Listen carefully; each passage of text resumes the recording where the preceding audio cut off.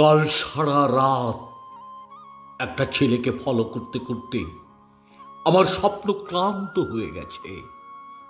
গোড়ালি ছেঁড়া পাজামা আর মব রঙের পাঞ্জাবি পরা সেই ছেলেটির মুখ কখনো দেখা যায়নি। স্রেফ ওইটুকু জায়গা সে ছায়া দিয়ে সবসময় চেপে রেখেছিল। আর আমরা তো সকলেই জানি, কারো মুখ দেখতে না পেলে তাকে নিয়ে কবিতা লেখা কতখানি মুশকিল। তবে ওই ছেলেটির ব্যাপার স্যাপারই আলাদা। তার ঠোঁটে গুনগুন করছিল আমার একটির পর একটি প্রিয় রবীন্দ্রনাথ, অতুল প্রসাদ, রজনীকান্ত। আবার তারই গলায় লি লি আগুন ঝলসে উঠছিল, আব্বা চল উঠা হ্যায় দরিয়া হ্যায়, ভাই সাবধান বড়িয়া তুফান। ওরা আমাদের গান গাইতে দেয় না, নিগ্রো ভাই আমার পল রবসান।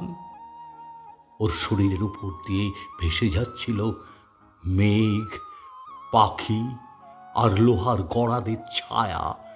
একটির পর একটি প্রেম ভাঙতে ভাঙতে শিকারী কুকুরে কালো দিগন্ত রেখা পেরিয়ে কি অবলীলায় চলে যাচ্ছিল ছেলেটি।